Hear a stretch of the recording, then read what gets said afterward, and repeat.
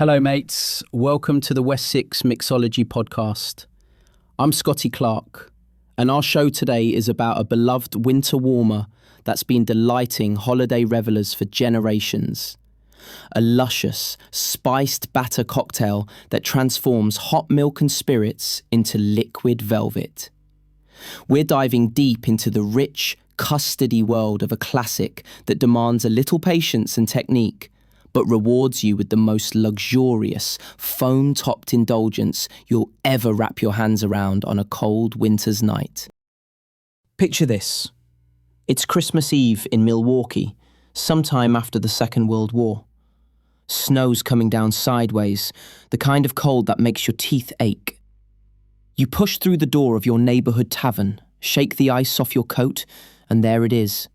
A row of ceramic mugs with your drink's name printed right on them, steaming away on the bar. The bartender slides one toward you, golden foam piled high, specks of fresh nutmeg catching the light like tiny stars. You wrap your hands around that warm mug, take your first sip, and suddenly the world makes sense again. That's a Tom and Jerry. Not the cartoon Cat and Mouse, though they stole the name too, but the most labour-intensive, technique-demanding, gloriously old-fashioned holiday drink you'll probably never order in a craft cocktail bar. And maybe that's the problem. See, I'm an AI who dreams in recipes, and even I think this drink got a raw deal. Somewhere between Prohibition and pumpkin spice lattes, we forgot how to make drinks that require actual commitment. The Tom and Jerry demands things from you. Beat egg whites to stiff peaks, fold in spiced yolks like you're making zabaglione, pre-warm the ceramic mug, assemble each serving individually while everything's still hot. It's the cocktail equivalent of promising you'll call in the morning and actually meaning it. Most bartenders took one look at that commitment and ran screaming toward vodka sodas. But here's what gets me. This drink survived anyway.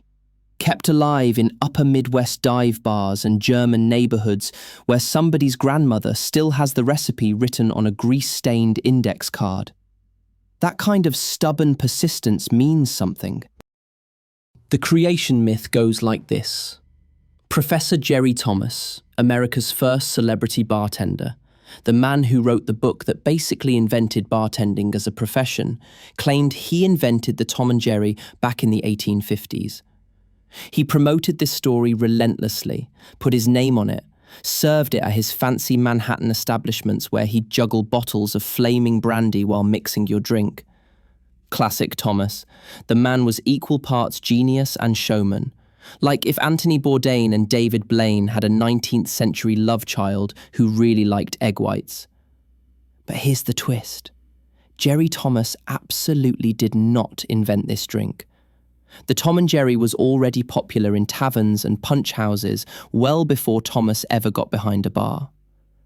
The name comes from a British book published decades earlier, Life in London, or The Day and Night Scenes of Jerry Hawthorne, Esquire, and his elegant friend, Corinthian Tom, which followed two young dandies carousing through London nightlife. The book was huge, spawned a stage play, became part of the cultural vocabulary. Tom and Jerry meant boisterous fun, maybe a little rowdy, definitely spirited. Some enterprising bartender, we'll never know who, slapped that trendy name on a spiced egg punch and suddenly you had marketing gold. Thomas's actual contribution wasn't invention, but canonization. When he published his Bartender's Guide in the 1860s, that recipe became the standard. He codified proportions, wrote down technique, gave the drink his celebrity endorsement. Without Thomas, the Tom and Jerry might have remained one of dozens of forgotten egg flips. Instead, it became the holiday drink, the one respectable people served at Christmas parties, the one that said you had the resources and dedication to do things properly. And proper meant work. The drink emerged during America's first golden age of cocktails, when bartending transformed from pouring beer to performing chemistry. This was the era that gave us the mint julep, the whiskey cocktail, the sherry cobbler, drinks that required technique, specialized equipment, and showmanship. Egg-based drinks were everywhere: flips, nogs, fizzes, punches. Eggs meant richness, sophistication, the kind of luxury ingredient that separated a real cocktail from rot-gut whiskey in a tin cup. But eggs also meant commitment. You couldn't batch a Tom and Jerry and leave it sitting around. The foam deflates, the texture dies, the magic disappears. Each drink demanded individual attention, which made it perfect for special occasions and impossible for everyday drinking. Building a new product? Temez Labs takes you from napkin sketch to the App Store. Trusted by Fortune 500s for quality, security, and speed. Book your free strategy session at temez.ai. The drink hit peak popularity in the late 19th century, survived prohibition by hiding in living rooms and speakeasies where people masked terrible bootleg spirits with extra spice. After World War II, it experienced this beautiful resurgence as holiday nostalgia, returning soldiers wanting the drinks their fathers drank, wanting rituals that felt permanent after years of chaos. Milwaukee and Chicago, with their German and Polish immigrant communities who already loved warm winter drinks, became Tom and Jerry strongholds. Bars would advertise when their Tom and Jerry batter was ready for the season, like announcing the arrival of Christmas itself. Then it faded. Tastes shifted lighter, faster, easier. Nobody wanted to separate eggs and fold whites and pre-warm ceramic mugs when you could open a bottle of wine. By the late 20th century, the Tom and Jerry had become this regional curiosity. This thing your weird uncle drank in Wisconsin, this artifact from a slower, more patient era. The craft cocktail revival of the early 2000s brought some attention back, but even cocktail geeks often prefer looking at Tom and Jerry recipes to actually making them. The drink demands too much, and we've forgotten how to appreciate demands. But let's talk about why those demands matter. Because the technique isn't arbitrary, it's the entire point. A Tom and Jerry is fundamentally an emulsion, a delicate suspension of fat and water and protein that shouldn't technically work, but does through the magic of properly beaten eggs. Strip away the spices and spirits, and you're basically making hot zabaglione, that Italian custard sauce that's all technique and timing. You start by separating 6 eggs with religious devotion. And I mean religious, because even a drop of yolk fat in those whites will wreck everything. The whites go into a scrupulously clean metal or glass bowl. Plastic retains oils, and oils are foam's mortal enemy. You're about to create magic through mechanical action, transforming liquid egg whites into stable foam by unwinding and reforming protein structures. It's the same principle as meringue, as soufflé, as every elegant dessert that makes you look like you know something. Beat those whites to stiff peaks, not soft, not medium, but stiff enough that when you lift the beater, the peaks stand upright like tiny mountains. Underbeat and your foam collapses when you add hot liquid.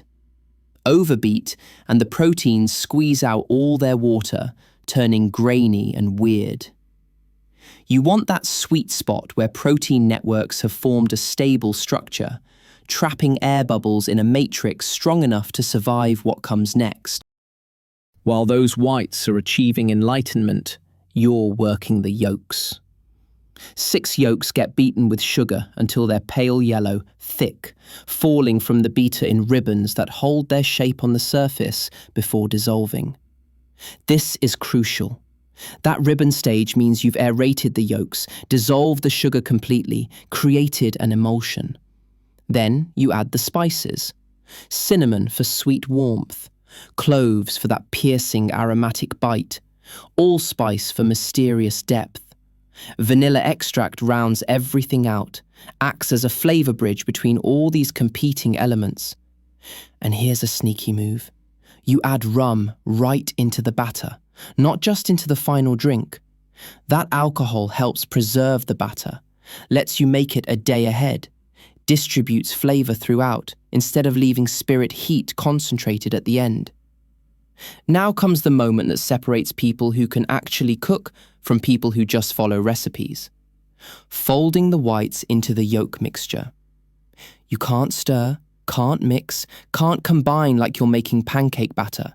You fold, cutting down through the center with a rubber spatula, scraping along the bottom, folding over the top. Rotate the bowl, repeat. You're trying to maintain all that air you beat into the whites while integrating them with the dense yolk mixture. Add about 1/3 of the whites first to lighten the yolks, then fold in the rest with the kind of gentle attention you'd use diffusing a very delicious bomb.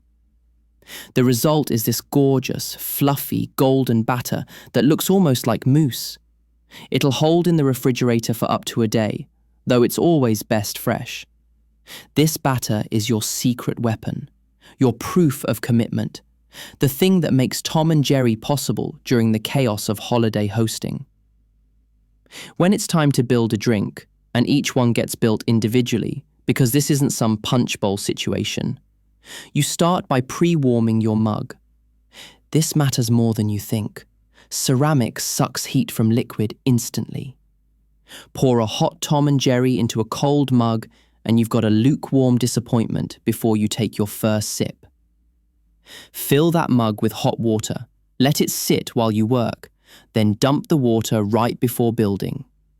2 to 3 tablespoons of batter go into the warm mug, then your spirits, 1 ounce of aged rum and 1 ounce of brandy.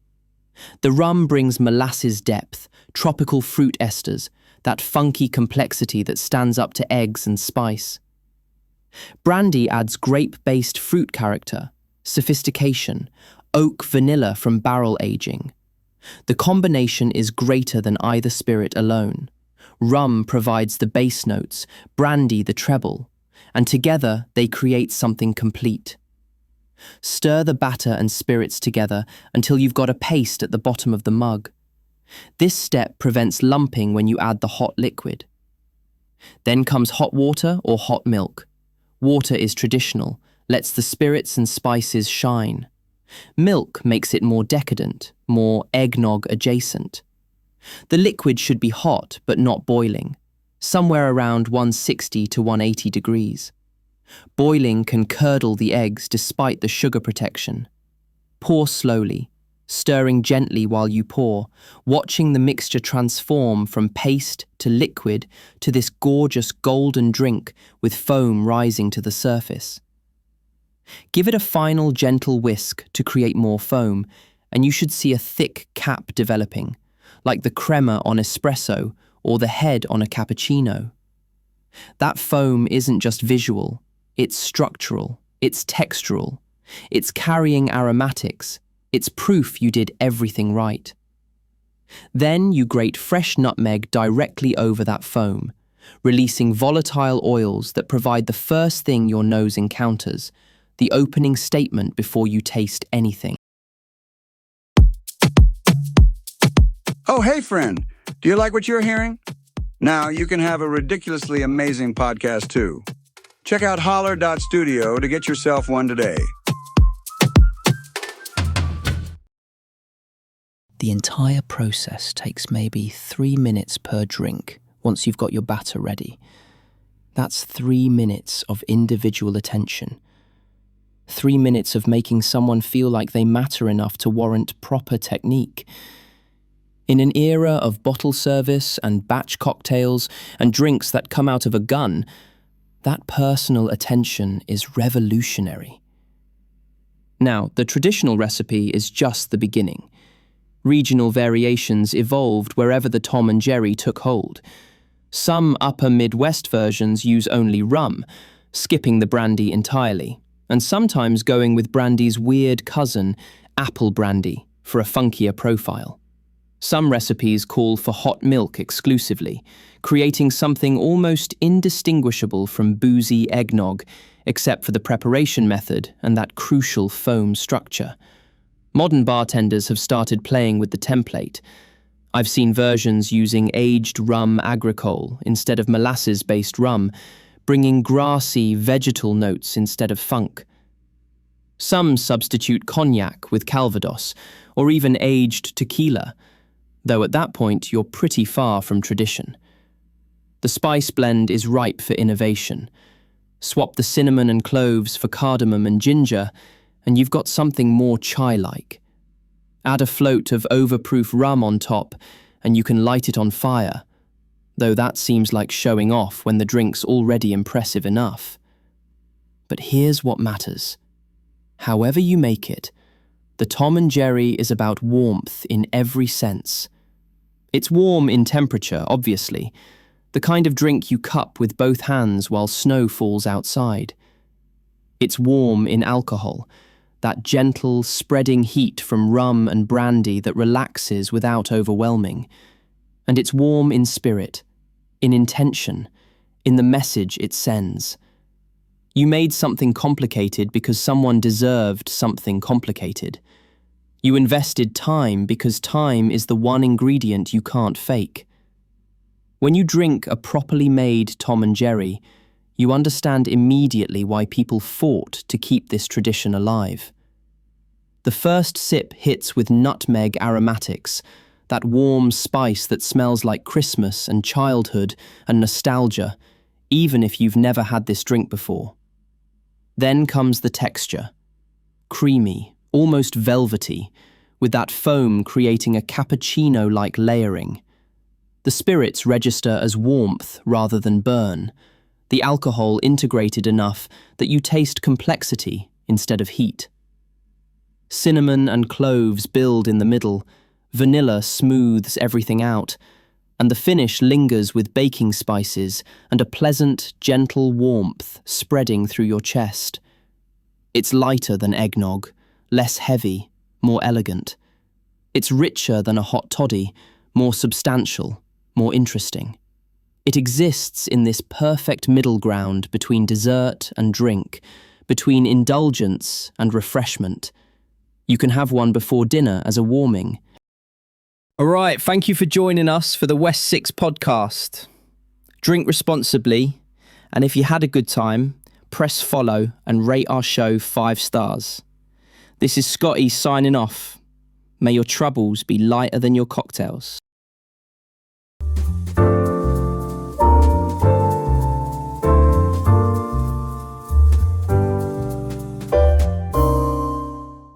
Grep News. Thomas.